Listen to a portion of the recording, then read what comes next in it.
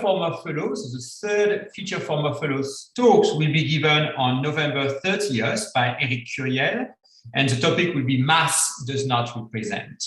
The last announcement I wanted to make is that the Particle and High Energy Physics Conference, which was supposed to take place on November 6th and 7th, has been postponed until spring. The date is to be announced, mostly because travel from Europe will only be reopened on November 8th, so the next day. So we decided to postpone it until spring. Keep an eye on the website, and you'll be able to, or on our social media, and you'll be able to get the announcement, the exact date for that event. So today it's my great pleasure to introduce Yann Benetreau-Dupin. Yann is going to be giving the second talk in this new series at the center, Feature Former Fellows, where we bring back former fellows who've been with us a semester or a year, and to hear what they're working on and what their current interests are. So Yann Benetreau-Dupin got his PhD from the University of Western Ontario in Canada. He's been a postdoctoral fellow at the Center for Philosophy of Science at Pitt. So a few years ago, it was a really wonderful year to have him with us. I really tremendously enjoyed working with him at the center when he was there. He works on a range of areas at the intersection of formal epistemology and philosophy of science. He has interest in confirmation theory, inductive reasoning, the role of probabilistic reasoning in physics, and cosmology. For now, a few years, he's been working at PLOS ONE, and he's also a visiting scholar at San Francisco State University. Right now, he's a senior editor at PLOS ONE, one of the leading scientific journals of our times. I mean, I think that's not an exaggeration. The impact of that journal is extremely important, if only by the volume of papers it published, but also some of the papers are also very impactful and have been impactful over the years. And one thing I wanted to flag out is that in collaboration with Isabelle Pécher and Chris, I believe, Vessels, he will be publishing a book called Philosophy of Risk, an Introduction, which will be with Routledge and which will be out this year. It's written 2021 on your CV, but it's always a lipstick. So, yeah, there's been a pandemic, so you know. I've been told. Yes. So a year from now, we're sending the full draft to the editor now. Yeah, that's where we are. Needless to say, the topic of philosophy of risk in the time of COVID and predictions about what to do couldn't be more timely. We've all become really attuned to assessing the risk of various behaviors, both at the individual and institutional level. So I'm really looking forward to that book by some of my favorite philosophers of science. And today we're going to Yann is going to be talking to us about is reading peer review a good idea? And I have to say, when I read the title, I was very divided. As a reviewer, I said, well, yes, obviously, I'm spending time writing my reviews. You better read them. As an author, I think, damn no. So somehow I could not reconcile being a reviewer and being a writer. So I'm looking forward to your talk. Oh yeah, all right, Yann, the floor is yours. All right, thank you very much, Edouard. I'm very happy to be back with the center, with the Pitt Center for Philosophy of Science. I've very much enjoyed my time at the center, the year I spent there, and even though I do very little research in philosophy compared to what I was doing before working as an editor full time, I'm very, very glad to be back with you all. So I will talk about my job. That's the goal of the talk. Since this is an opportunity to catch up with former fellows, I thought I would just tell you about what I do for a living and what my job is as an editor, as a staff editor for a journal. So as for the title, I should give credits Uh, different publications that inspired this title. One is Reading Peer Review, PLOS ONE, and Institutional Change in Academia by Martin, Paul, Eve, and others. I think I have the book. It's a small book. You can find it. I'll talk about it a bit in this talk. That the book looks at peer reviews in PLOS ONE in the journal and assesses how reviewers do their work according to the journal's original publication criteria.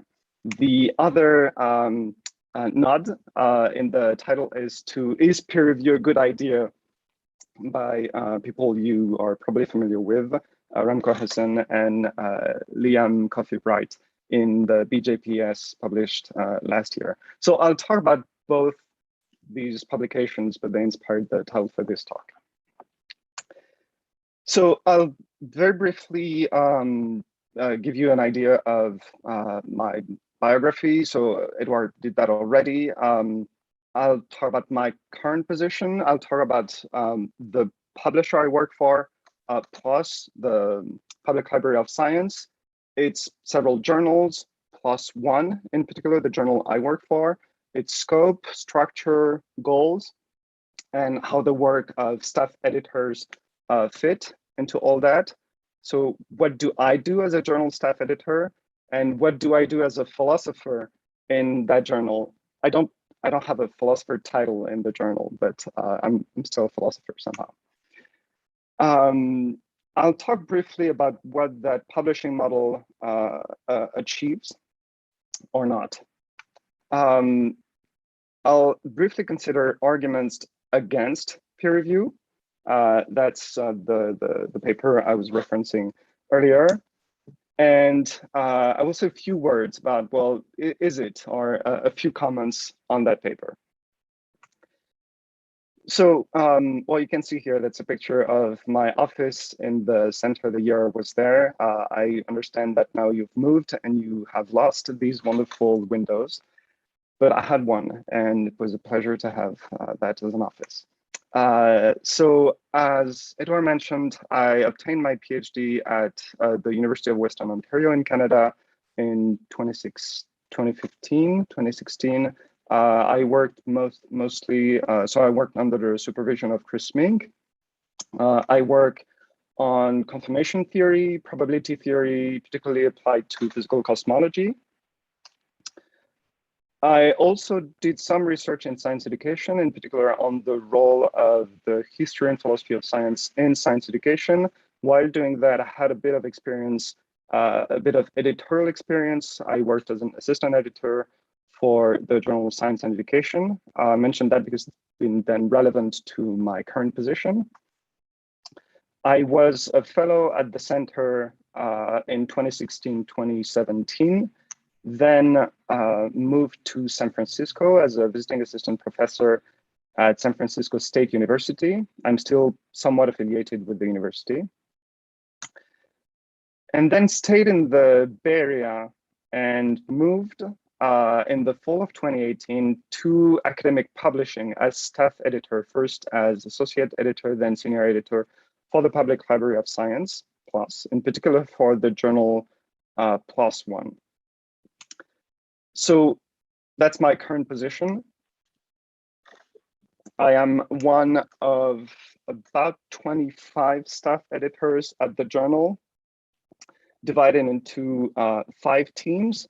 So that's just part of the staff. We have additional editorial staff. We have marketing people. We have executives who develop the journal and its future, things like that. But the staff editors, who are so a large chunk of the staff, are divided into 5 teams. Public health and medicine, that's our main team with the most people in it, because that's mostly what we publish. Life sciences, physical sciences and engineering, behavioral and social sciences, and a publication ethics team that mostly deals with post-publication cases of misconduct, fraud, correction, retraction. I work in the behavioral and social sciences team, along with, so there's 5 of us, along with psychologists, an economist, and a neuroscientist. So all staff editors in all teams are trained scientists. But almost all are PhD level scientists. Not all, and it's not necessary strictly to do the job, but all have some kind of experience as scientists, and one philosopher, just the one. Our main job is to define and enforce journal policies. That's how we can summarize the goal. In practice, what we do, we oversee the peer review process. That's what we spend most of our time on. I'll say a bit more about what that involves on a daily basis and what I spend my time on. But before that, I want to give a brief idea and broad idea of the publisher, PLOS, the Public Library of Science and its journals. I won't go into the history of the journal or the history of the publisher. But okay, so it's a bit crowded, but so if you look at the frame on top, so this is an open access nonprofit online publisher and advocacy organization. The advocacy is for open access publishing, with offices in San Francisco, in California, and Cambridge in England. It works not exclusively, but in large part with revenues from publication fees. So authors pay publication, cover the fee associated with the cost of publishing, but increasingly so with publishing agreements with universities, library consortia of university libraries to cover the cost. There's no cost associated with reading at all, so that's open access, but it's just fully open access. Everything we publish is completely open access. We have, I think, 14 journals now, something like that. If you look at the bottom frame, all journals adhere to a set of principles. So generally open science principles, we publish open access with data availability as much as possible, at least a data availability statement, code sharing, code availability, the option to have the peer review history published alongside a paper, mandatory declaration of competing interest by authors. We also generally encourage preprints. We have 2 kinds of journals. We have selective journals and field-specific journals, and we have, so non-selective is not the right term, but so mega journals. So among the selective journals, selective according to novelty or perceived impact. So these are journals like PLOS Biology, PLOS Medicine, etc. So those have very low accept rate, and the staff editors are quite heavily involved in the selection process. On the other hand, we have mega journals. So they are selective on rigor and soundness only, not on novelty or perceived impact of the research. So that's PLOS ONE, for instance, the one I work for. But also we have so newly launched journals that work exactly on the same model. So they do not select based on novelty or impact, but they are field-specific or topic-specific journals like PLOS Climate, PLOS Global Public Health, PLOS Water. So those just launched. The broad aim of all journals, but the mega journals in particular, is to accelerate publication. And for the mega journals in particular, it's to accelerate publication regardless of impact. So the goal is to broaden access to the research that's published by being open access, but also to the authors as much as possible, even though there's a lot of obstacles, cost being a big one, of course. So I mentioned that, but a key distinction between the selective journals, or yeah, selective is not the right term. Maybe I should have used something else, but journals that select based on impact or novelty and mega journals. So here are a few differences. So I already mentioned that, but for the more selective journals, staff editors are really involved in the review process. They follow the review process alongside editorial board members, contribute to selecting reviewers, much more than we would do with the mega journals. They have relatively small editorial boards, at least compared to the mega journals. They publish something like a few hundred papers per year. They have a high reject rate, and they consider pre-submission inquiries. So you can send a letter to the journal and tell them you are considering submitting to the journal, and you can ask for opinion on whether or not that's a good idea. We mega journals, so in my journal at PLOS ONE in particular, we work quite differently.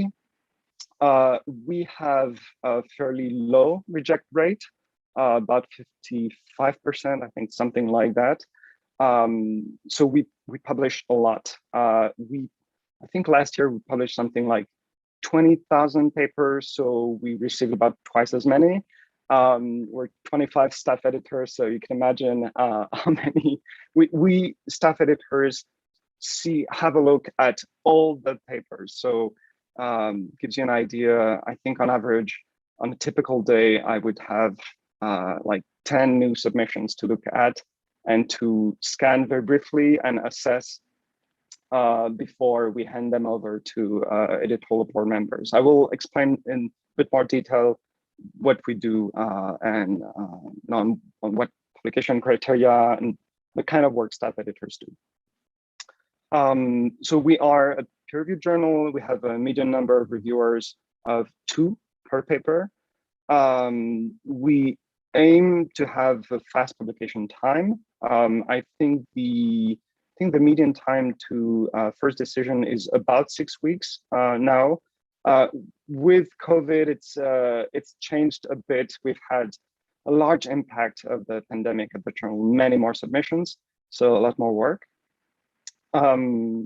So in addition to traditional peer review in the mega journal, so in addition to a board member that selects reviewers, that decides to issue revision decisions and all that as usual, staff editors act as an additional filter or safeguard pre-publication, but also post-publication. We follow papers and handle correction requests, correction cases, or retractions after the fact, after publication.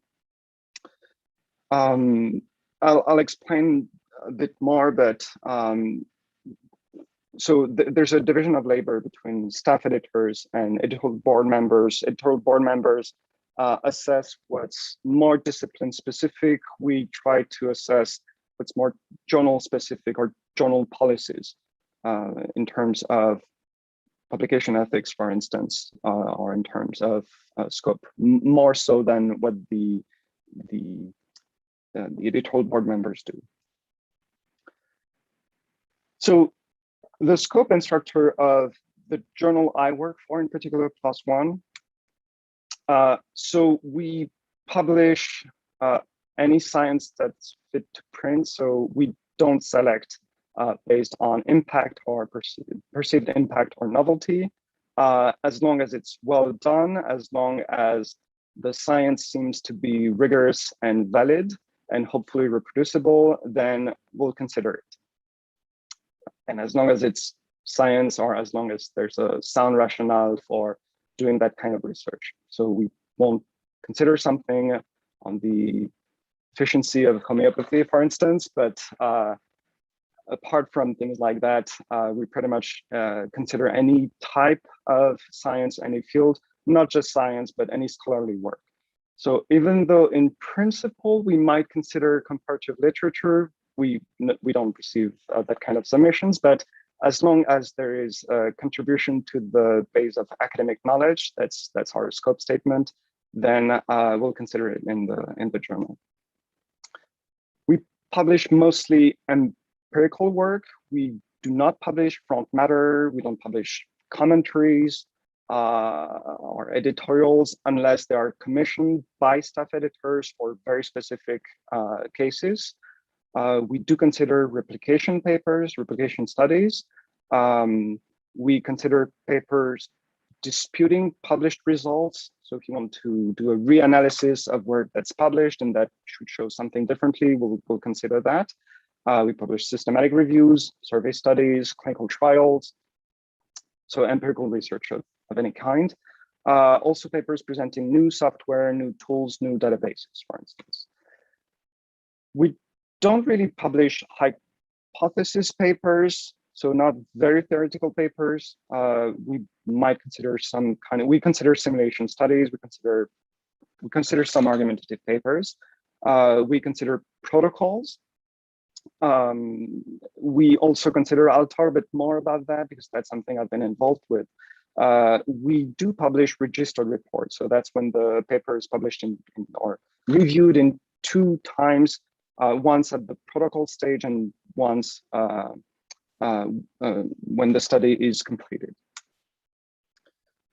So we might consider what's called theory papers, as long as their contribution and scientific contribution is clear. So a theory paper should discuss applications, but we do consider papers that are quite argumentative in nature. In terms of volume, we mostly publish biomedical research, but also in any kind of field, in archaeology, linguistics, economics, art history, you name it, and probably we have a paper on it. In particular, because we're not field specific, and because we don't, there's no emphasis at all on impact or novelty. That can be, so these can be criteria that are quite field specific. We are de facto a home for interdisciplinary or multidisciplinary studies that might not fit easily in other journals. We have a single anonymous peer review process. It has merits, it has inconvenience, disadvantages. One thing it's very convenient for the single anonymous peer review system is that it is arguably a good system to assess conflict interests, which is something we ask reviewers and editorial board members to assess. And we provide authors with the option to publish the full review history when the paper is published. So what do staff editors do with all that? So as I mentioned earlier, the main job, broadly speaking, is to define and enforce journal policies. We have 7 criteria. So we enforce the journal policies along with board members. So they do that and they look more closely on the papers than, well, in most cases, than staff editors do. But the publication criteria that are broad and not discipline specific, some of these publication criteria are mostly assessed by staff editors and others mostly by editorial board members and reviewers.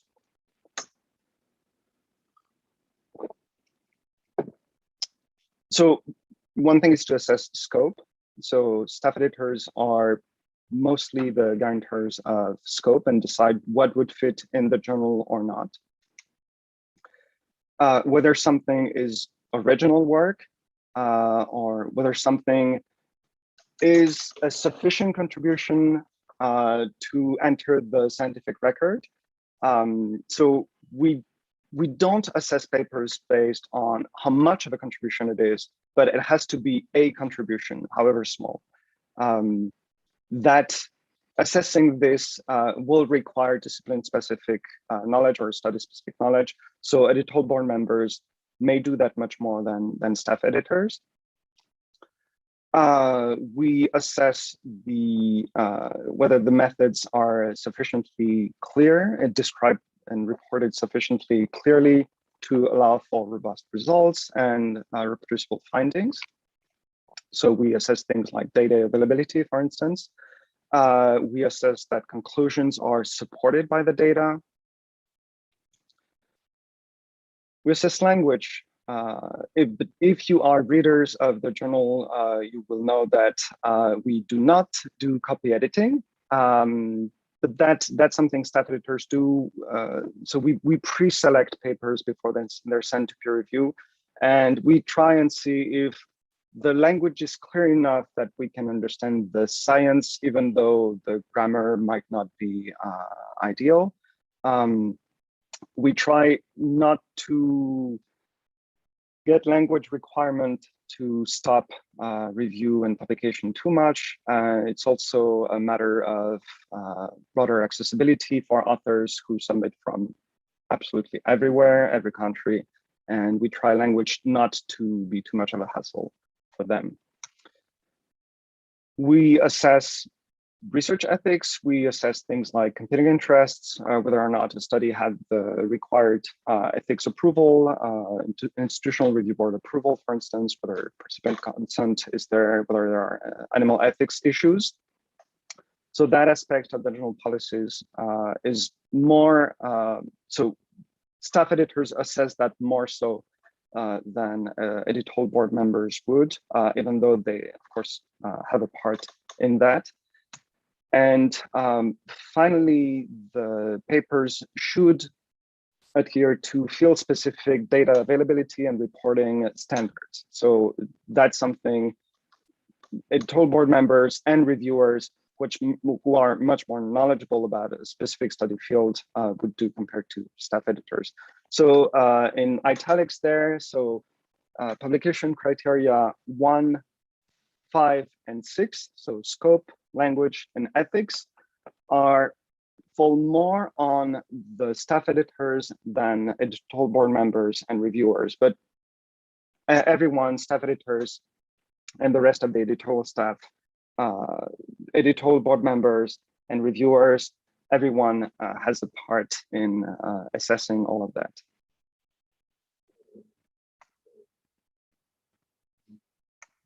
So in practice also, so staff editors, we briefly scan submissions, and before we hand them to board members, we just reject submissions that clearly don't meet the criteria. So we act as some kind of pre-filter in order not to waste board members' time or reviewers' time. And sometimes, so if it requires field-specific knowledge, we leave that to editorial board members. But if it's something that has to do with journal policies, like research ethics, for instance, then it is something that staff editors will step in for.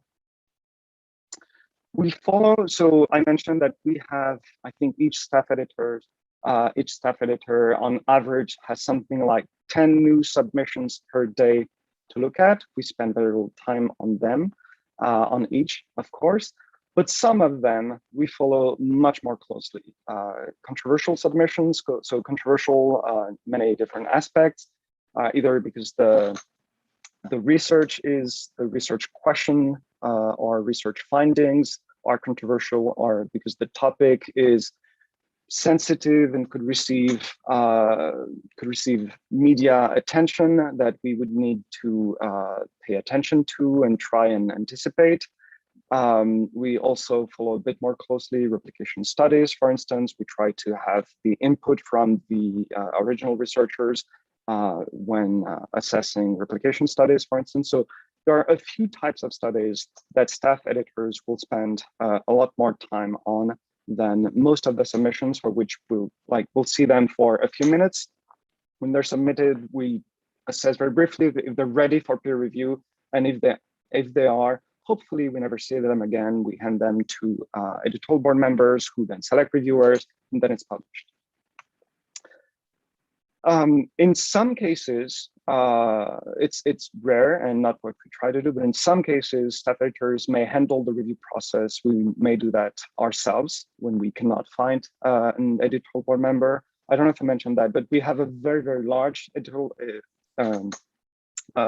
board in order to find specialized people as close as possible to the studies, but also to accelerate the review process. Our board member, our editorial board is about 10,000 people now, something like that. Oh, there's a question. I don't know if I should. All right. I will keep going, Yann. Keep going. All right. Okay. I wasn't expecting a question. That's why I'm sorry. We adjudicate disputes when they occur. It can be that reviewers, for instance, raise concerns about, or authors raise concern about an editorial board member, in which case staff editors will step in and discuss with the editorial board member or reassign the paper, things like that, or may dispute a decision. We can also invite response papers in some specific cases. So I've done that, for instance. I gave an example. We had a submission on police use of force and whether or not there was evidence of racial bias in the police deadly use of force. And some of the findings were difficult to interpret, and it wasn't clear that a lot of more evidence was needed to make very decisive claims. And we knew that kind of study would receive a lot of media attention. It did. We thought that we would have to add context to these results, have someone underline the limitations of the study and how to interpret and not overinterpret the study. So for a case like this, we commissioned a response, or what we call a formal comment, to be published alongside the paper. So that's something I was involved in, and it requires a bit of work. So that's something for which staff editors can step in and do some work. In addition, we curate the content. We curate our website. We highlight some papers on the homepage, for instance. We publish some the equivalent of special issues or collections. We launch calls for papers. We have a blog. We vet press releases. We also develop submission guidelines. For instance, we developed submission guidelines on statistical reporting. I didn't do that, but that's a kind of thing that staff editors will do. We'll decide on what kind of standards, reporting standards to adopt or not. We help maintain the editorial board, so we may provide feedback to editorial board members when we can see that they make decisions that are not aligned with the publication criteria. For instance, when decisions are done based on novelty or impact. We also handle post-publication issues of research ethics. When a correction, we decide when a correction is, well, in discussion with the editorial board, we handle corrections, retractions. We monitor public comments that can be left on a paper and try to assess, based on public comments, for instance, whether or not corrections to a paper are needed. And there's a whole team in the journal that works on creating and developing new editorial products, but staff editors will be involved in that as well. So, for instance, I took part in developing registered reports at the journal that they were implemented last year. But also we have different kind of protocols now that we publish. We can also work on partnerships with different organizations. For instance, we have an integration with preprint repositories such as bioRxiv. And as staff editors, we don't deal with money ever, or at least money and authors' ability to cover publication fees are not something we consider and not something that enters the scientific decision to publish a paper or not. We have a completely different team that handles the finances. The journal has a fee waiver program. So we have different fees for different countries. If you come from a very rich country, then you will pay more to cover the publication cost than you will if you come from a country with fewer resources. For many countries, we don't ask for any kind of publication fee at all. It's a completely separate department that deals with that. So that's what the staff editor does in general. So that's pretty much my job. What does a philosopher do in that context? So we have relatively few submissions in the humanities, but if we do, they're likely to fall on my desk. Unfortunately, if you can see me now and you know me personally, we've worked together, we've taught together, we've published together. I don't know, we've had many drinks at a PSA together, something like that. It's likely I will recuse myself and not handle your paper at all. But we have some submissions in the humanities. Quite likely I would handle those.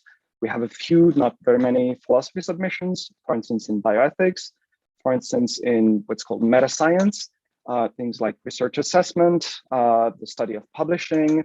So that can be modeling or argumentative papers, or it can be more empirical research or experimental philosophy. Then it's likely I would handle those as well. I would also have, maybe I'm more likely as a philosopher to work on less discipline-specific projects, either papers or the development or new editorial products. So I did that, for instance, I led the development of registered reports. So this review and publishing format whereby papers are assessed twice at the protocol stage, and there's a commitment by the journal at that stage to publish the final study regardless of the result.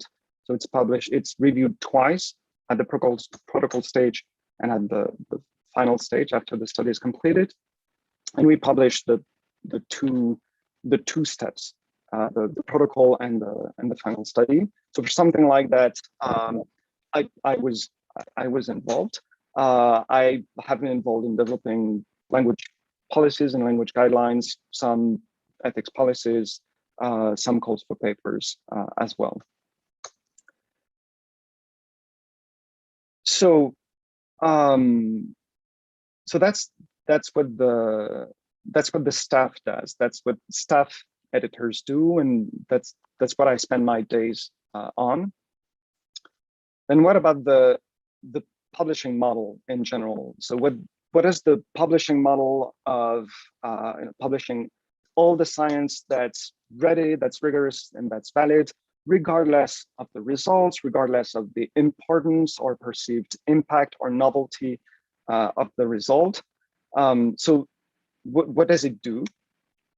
So PLOS ONE was the first journal of its kind, the first mega journal, or at least it pioneered that publishing model, launched in 2006. It's been copied many times. There are many more journals like this. Nature launched scientific reports. There's eLife in the life sciences. Medicine, there's BNG Open, IEEE Access, etc. And I don't have the numbers here, but the share of open access publishing, regardless of impact or novelty, that share of publications overall has grown quite a bit. The fact that there's no selection based on impact or novelty aims at addressing publication biases.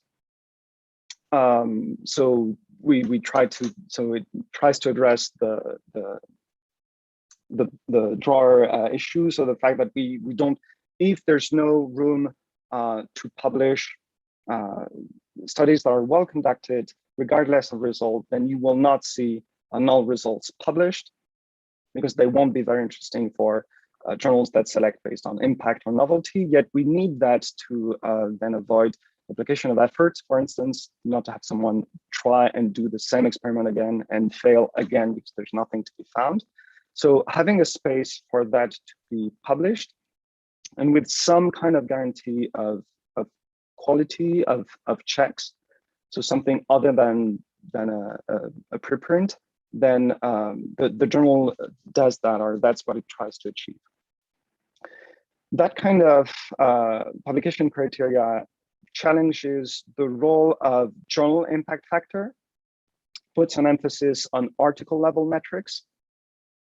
So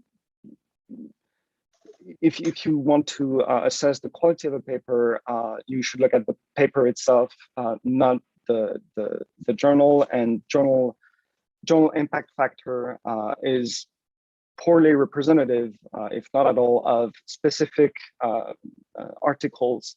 The quality of specific articles are published within a journal. That publishing model pushes the selection the sorting into the best science, the most interesting science or not, post-publication. And there's evidence that scientists are poor at predicting impact. So there's been studies on that. So that publishing model addresses that. We publish, and then you decide what's worthy of like counting as the best kind of science. In practice, for staff editors, it means reading and reviewing a lot of really uninteresting papers, but that have a result, that do contribute to the academic, to scholarly knowledge to some extent, and someone someday might use it. We might want to have that result available sometime. Then that's what it's for. So that's what we're home for. So putting an emphasis on rigor and transparency really increases the number of checks that we do on things like data availability, on code availability. We not only, well, we push for pre-registration for clinical trials. We demand some kind of registration for clinical trials in public repositories. For some types of studies, we have a higher degree of scrutiny for things like systematic reviews, clinical trials, things that would have a lot more impact on research and on the public. We do require, we do follow those more, and we do require a lot more reporting for those papers.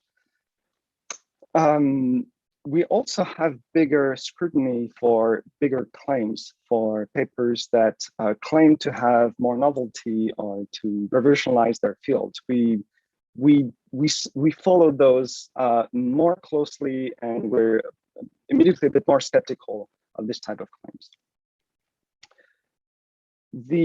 So I can't speak much to that because that's not something I work with a lot. But in terms of financial impact of that kind of model, then we have, so our publication model, the fact that we have a much higher acceptance rate results in lower fees, lower article fees per paper than for highly selected journals, of course. We have different article processing fees depending on the country, but the fee is still prohibitive for many places and also for fields that don't work with grant money as much. So the humanities typically. So does it work? What does it do? So in terms of numbers, that model has had an impact, worked. So here you have, so since the launch of PLOS ONE in 2006, you have the numbers. These are monthly publications. That you have on this graph. The model has been copied by Scientific Reports, Nature, now IEEE Access. They're very successful. The share of PLOS ONE has diminished, of course, but that's not necessarily a bad thing. that open access model has been replicated and copied and result in many, many publications. So it's been successful in terms of number of publications and in terms of driving institutional change and affecting the publishing industry. Some concerns remain about global inequities in access. So I mentioned that we have a fee waiver program for lower and middle income countries. It's not always well adopted, known about, and not as easy as we'd like to navigate. We've seen with improved or clearer or more demanding journal policies in terms of reporting in particular, we've seen improved data availability, improved reproducibility, a push for registration of clinical trials in general has affected the reported effects of intervention, for instance. So we don't just publish, in general, we don't just publish what's good or novel, we publish more and more what we've observed. So it has some success in addressing that kind of publication bias.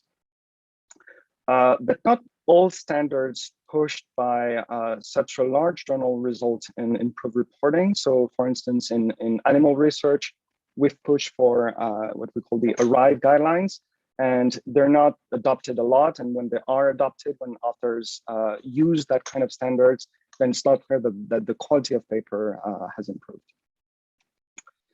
So I'm already only have about 10 minutes, so I'll try to speed up. So there's two publications I want to talk about related to this. One is this book, Reading Peer Review, PLOS ONE and Institutional Change in Academia. In this book, Martin, Paul, Eve, and collaborators assessed whether or not reviewers play along in that publication model. So they, in some way, that type of journal was a big change, a big institutional change. What they call, I quote here, a fairly radical idea from its inception. PLOS ONE was designed to foster Kuhnian normal science rather than shooting for high-profile discoveries. Detractors worried PLOS ONE's review process would lead through a raft of useless, insignificant non-results. Proponents believed it could usher in an era of better science. So they were interested in seeing whether or not reviewers played along and played the game, and whether they would assess papers based on soundness and forego the idea of assessing novelty or impact. So they had access to about 30,000 reviews just for the years 2014 to 2016. And they found that, it's a small book, it's open access, I recommend it, it's fun. They found that the format of reviews followed an established pattern and structure, that the format of reviews was still the same, that hadn't really changed, with a summary of topics, summary of findings, some ways of phrasing tentative assessments when reviewers were not quite sure of their own expertise or ability to assess claims. And they found that reviewers kept commenting on things like novelty or interest, and not as much as expected on the reproducibility of research. However, they found that reviewers would comment, when they would comment on novelty or impact, they would usually comment negatively on authors' own claim of their own research novelty of interest. So reviewers would keep commenting on things like novelty or interest, but hold authors to their own claims of interest of novelty. So they would use that negatively rather than positively. And they found that the comments were not necessarily more constructive than in typical publications. One thing I can say about this is that the experience we've had publishing registered reports in the past year, so we've had more than 100 registered report protocols submitted, would try to not just confirm, but improve that idea. And we've implemented that system where papers are reviewed twice, there's a commitment by the journal to publish papers regardless of impact and at the protocol stage. So if reviewers say that paper will be good to publish if the research is conducted as explained here, then so you don't see the results, you cannot comment on the novelty of the findings because you don't have the findings at that time.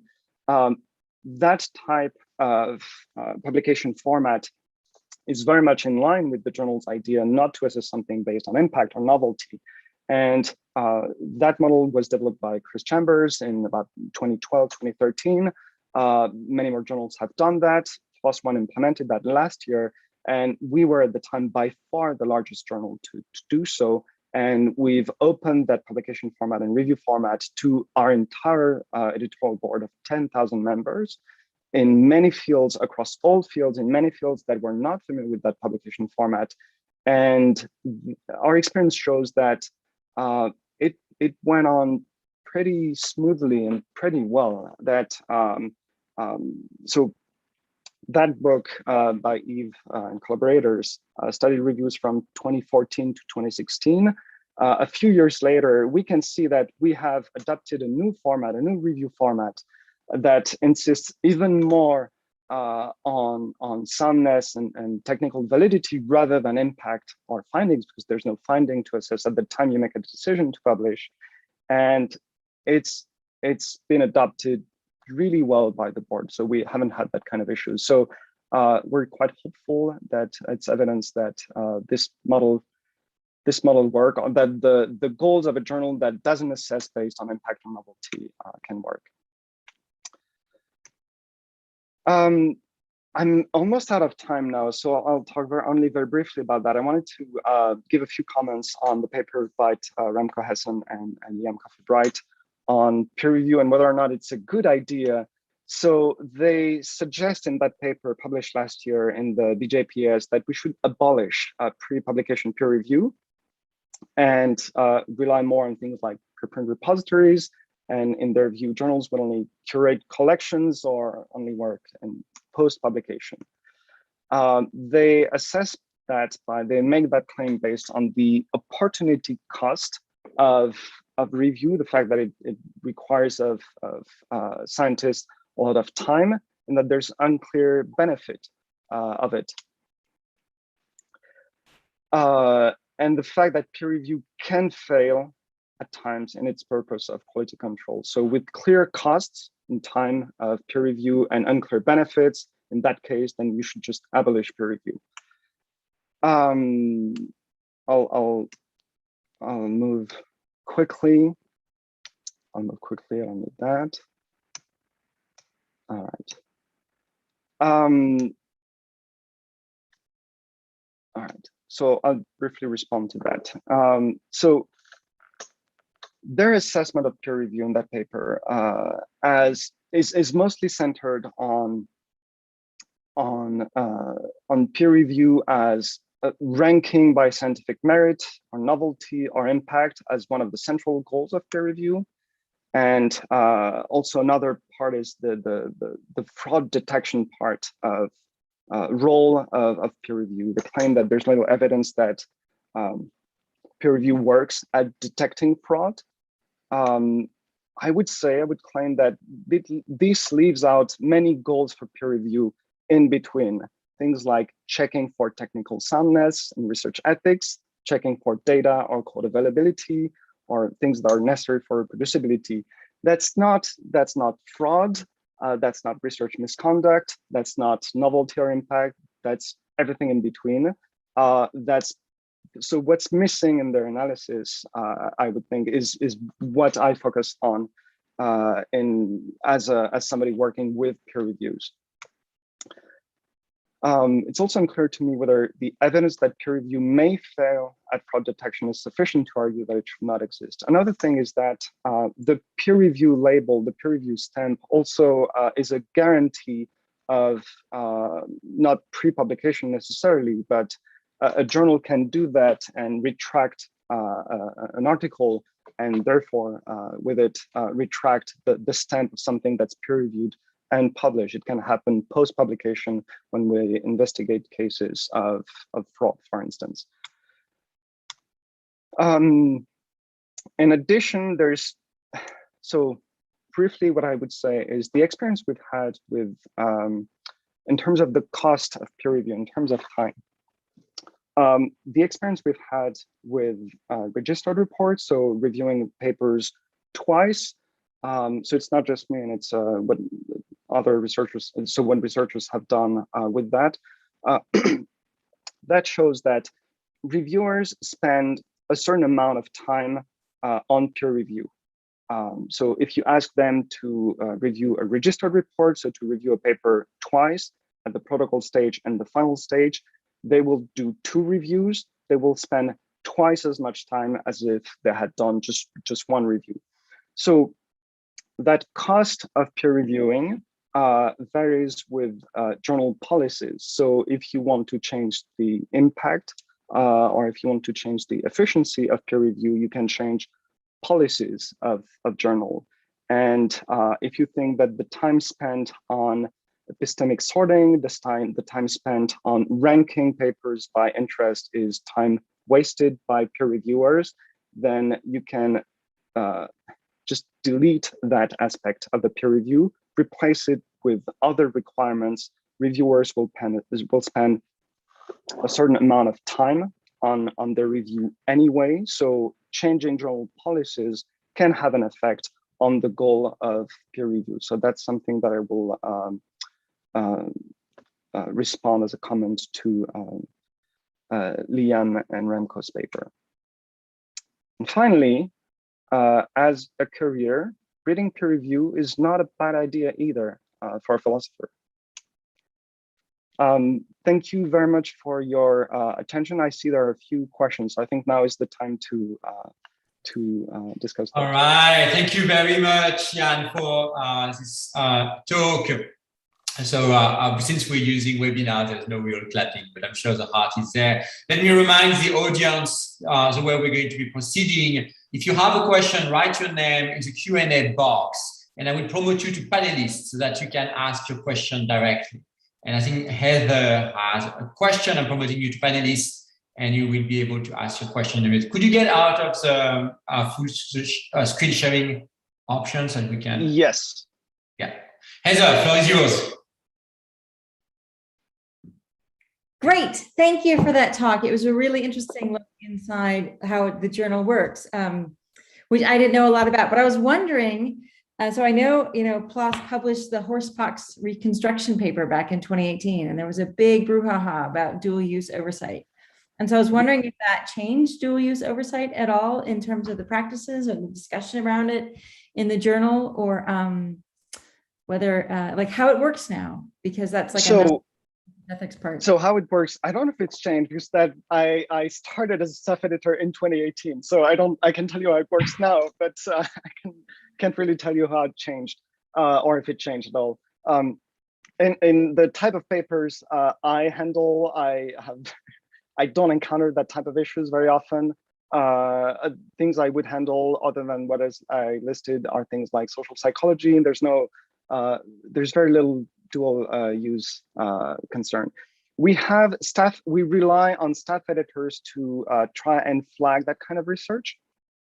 So when papers could be used as recipes for biological weapons, for instance, things like that, those we try to flag and follow closely. So at each step, each decision of the paper, the staff editor is involved, reads the reviews, connects specifically for issues like this, connects with the editorial board member, ask them specifically about that kind of concern.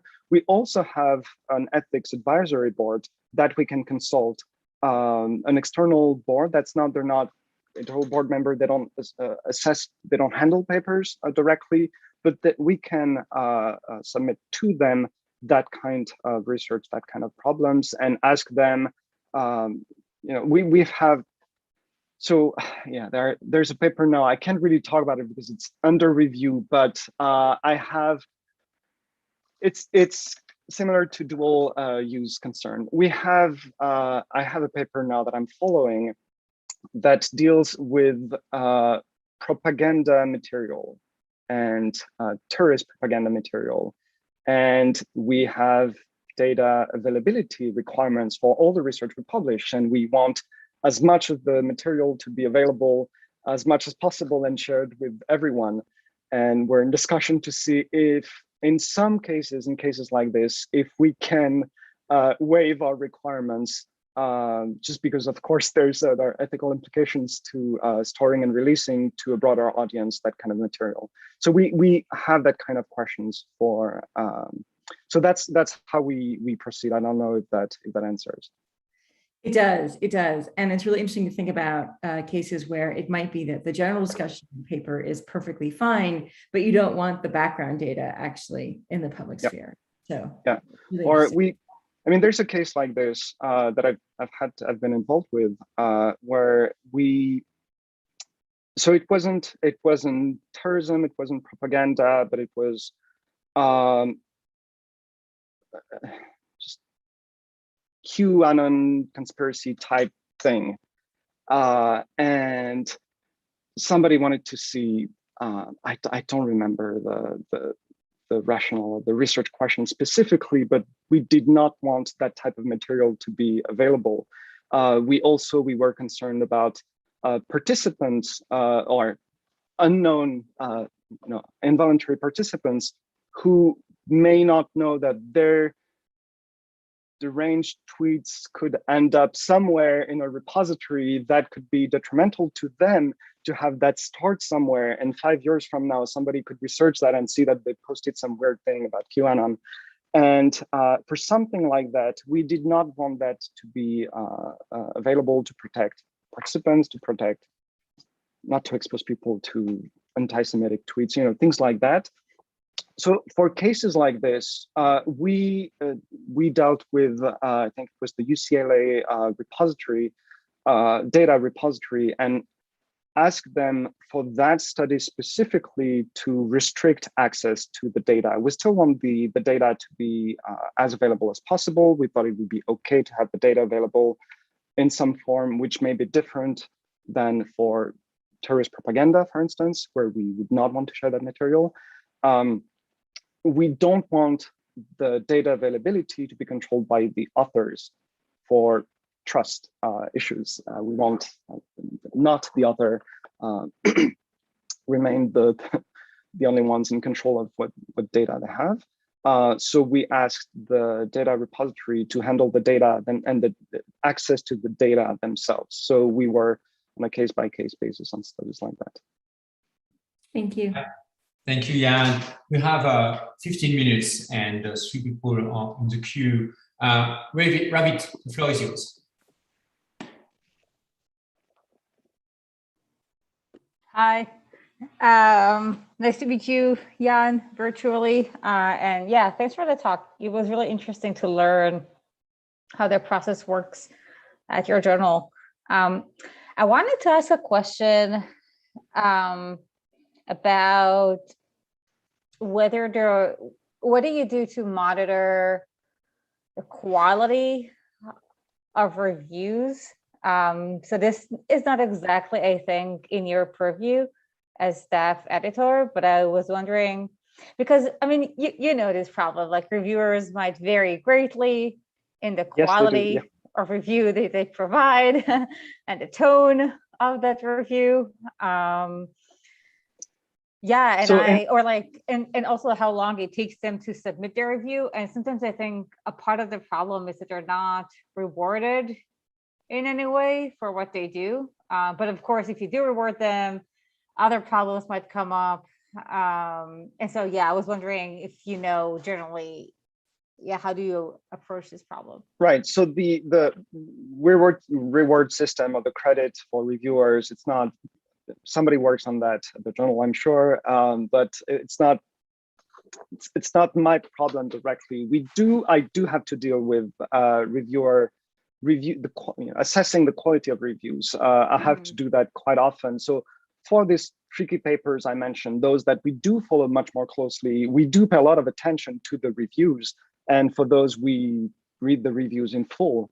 And we assess how qualified reviewers are, if they've worked in the field, either on these specific research topics or on the methods that's used in the paper. So we do that. We may suggest to editorial board members to invite additional reviewers. So that's one thing we can do. It's also quite often quite obvious how closely reviewers have looked at the paper. If there's only 2 lines saying that's great, and it happens quite often, we know the review is it's not necessarily good quality. So it's usually quite obvious. Well, not obvious, but that's something we can do and we can assess. We see, if we look at the paper, we look at the reviews, we see if they're talking about the same thing, we see if the reviews make sense. I don't know, it's as any kind of editorial work, that's something we can see. I'm sorry, I'm not sure it answers your question. Yeah, I mean, I think, yeah, you're describing how do you assess the quality of the review, which I think is an important part of it. And then kind of another part of the question is there anything to do to encourage better reviews to be produced? But I guess it's, yeah, more complicated. So, well, it's a big, it's a big question. So we do, we rely on editorial board members to make sure the reviews are good quality. If the reviews are not good quality, sometimes the reviews contain inflammatory comments, for instance, that can happen, really, borderline insulting comments, things like that, that happens. Then reviewers, editorial board members can email, or the staff can help with that in contacting the reviewers. We ask board members not to edit the reviews themselves. We give them in full to authors. If we have concerns about the reviews, we ask academic editors, so editorial board members, to step in and explain in their decision letter what they should pay attention to or not in a review. If a review can be dismissed, we ask editorial board members to do that. Staff editors can jump in as well. If we have issues with decision letters, it happens that decision letters are submitted more or less automatically with people not really paying attention. And so, I have 2 reviews done, check, send that to the authors. We can see that as well. We can see when we're looked in staff editors automatically each time a decision was issued without any revision. So if there's no revision requested to the paper, it's so rare, it doesn't happen, that we will look at the reviews in such cases. We are also looked in if there are split reviews, a review recommending reject, a review recommending accept. We step in, and because the authors are given the entire reviews, we ask the board member to explain why, despite the negative recommendation, they accepted, or despite the positive recommendation, they rejected. So we act as moderators. I think that's my main response. We also we've implemented something like open peer review. There's many different definitions of open peer review. We give authors the option to publish the peer review history of papers. We work a bit with Publons, the website that gives credit to peer reviewers. Incentives of peer reviewers for reviewers and what credit they could get from it. It's a bit detached from my direct work. I'm not sure I have a lot to think about. I think people, if it's their job to work full-time as academics, it's part of the job, it's service you provide to the field. I do that myself. I still act as a reviewer for papers, and it's its own reward. All right, thanks, Yann. John. Hi, Yann. I'm live. great to see you. And that was absolutely wonderful. I had no idea that this is the way that much of PLOS is locating itself. What I'm seeing is something that lives midway between a traditional journal that focuses exclusively on novelty and preprint servers. So I'm seeing an opening up of the way that we publish. So this is more a remark. So let me finish the remark and then you can say something. The interesting thing for me is that many of the issues that you're dealing with are actually the same issues that we deal with at Phil Archive at the preprint server. As you know, you want to be expansive and let everyone have their place, but if you just open the door, you get all sorts of terrible stuff going up. And so it is a huge job to keep control of what goes up. So you're clearly doing a great deal more work than we do at the preprint server. But we still have to, we have rejection rates of something like, 1 in 4 postings don't go up. And the criterion that we have is this, is this professional level work, which is the same sort of thing that you have. So I mean, so there's the remark. There's this whole new way of getting material out that's been made available by the internet. Now, where's it going? I thought the BJPS paper you mentioned had a good idea, the idea of separating out the validation of the quality of the work from the means of distribution. I've always thought that's the way things should go, but I had the impression you were pushing back. So questions: how do you relate what you do with preprint servers, and where is this going in terms of what scholarly publishing is going to look like? Well, the second question I don't think I know, or I won't claim that I know. The first part. So it is in between preprint and highly selective journals that select based on impact and novelty. Yes, we do. So to the extent that working for a preprint repository is it looks like what we're doing, then there's a cost associated to it.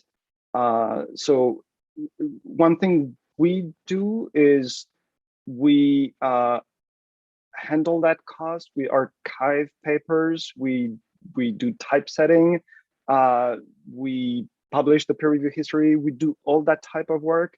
That's a service added to what a preprint repository would do, I would imagine, in many cases.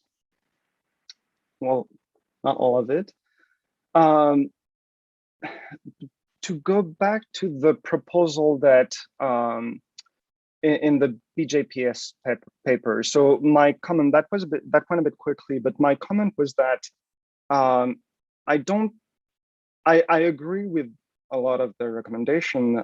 My response would be that in many ways that's already what a journal like mine is doing. They also say that in their own paper, they say, well, there are journals that seem to be adopting that model, and including the one I work for. My response would be, well, so it is pre-publication peer review. We don't sort based on impact or the best paper or scientific merit like that. We do some more elementary check, one could say, but it's some type of check that would not be done if you didn't have an emphasis on validity and technical rigor and data availability being the main publication criteria, as opposed to novelty and impact. Thanks, Yann. Colin. Thanks. This is all very interesting. I'm sure, excuse me, I'm sure you're familiar with the Retraction Watch database. And I was just curious. So PLOS ONE currently has 431 notices in there compared to, say, Science, which has 130. So I'm wondering if you've done any analysis of this, if you think it's just sheerly due to the scale of the number of publications, whether you think that you're more of a target for potential fraud that would eventually require retraction, or whether there are different editorial processes between these different publications. Yeah, so it's a bit outside of my, well, it is outside of my expertise. So it's not the things I work with directly. We have an entire publication ethics team. I can say a few things. So we have increased the publication ethics team. I think it's 5 staff members full-time who just work on concerns like this. We have data availability requirements that other journals don't have. So we offer ourselves up more for verification of our claims and detection of fraud and misconduct and fabricated data. So that's one thing. So we look for it. I don't know, I'm not sure that other journals would look for it as much as we do. We take that really quite seriously. Any kind of random comment that would be added to a paper by a reader, we demand for public comments that they would be civil in tone, but we will follow up, the staff will follow up on them and ask, and we will inquire whether or not they should result in issuing a correction or at times retraction to a paper. I'm not sure all journals do that. So we take those quite seriously. There's also so in terms of number, I wouldn't be surprised if we had more retractions than other journals. In terms of rate, I think so I don't have the number. I remember looking at that and hearing about that we had fairly low retraction rates, because we published just so many papers.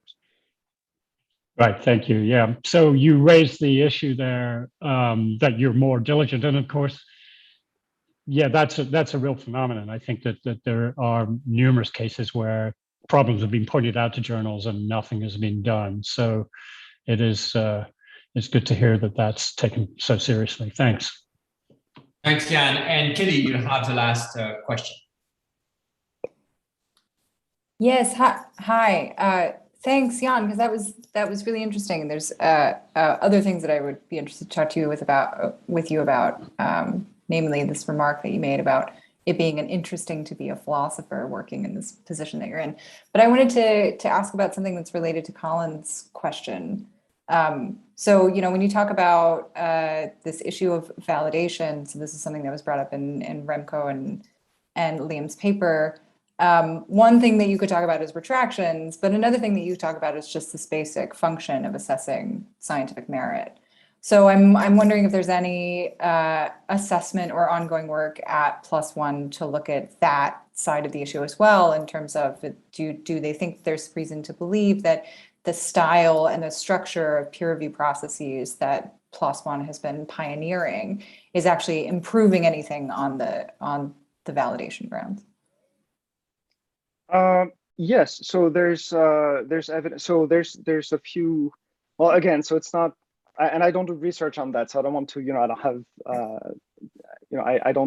I don't spend a lot of time looking at numbers like that. But there is evidence that.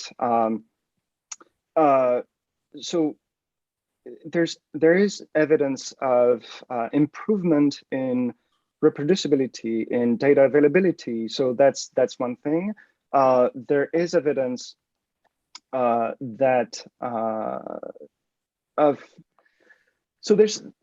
there's clear evidence for registered reports, for instance, but in my mind, the kind of criteria and objectives of registered reports is really in line with the goals of a journal that's not selective based on impact. There is some evidence for registered reports of improved quality of papers and of much more measured claims of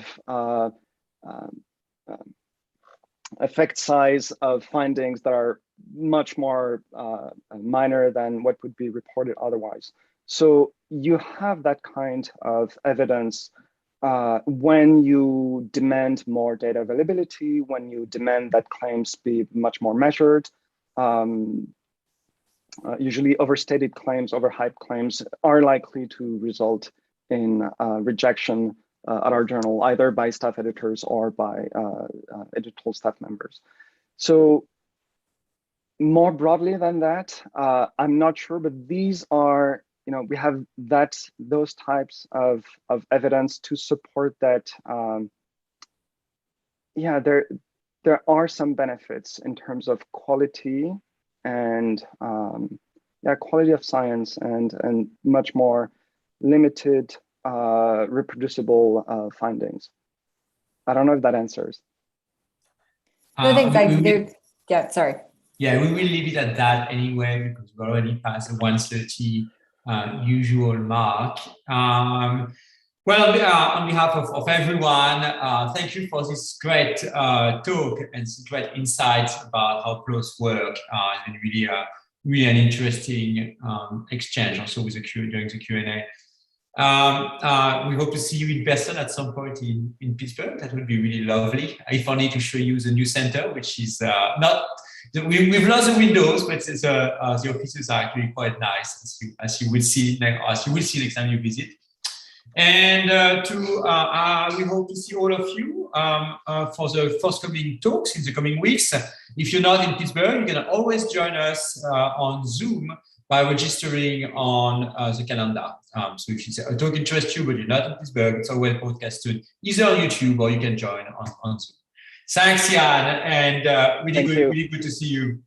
Bye. Bye.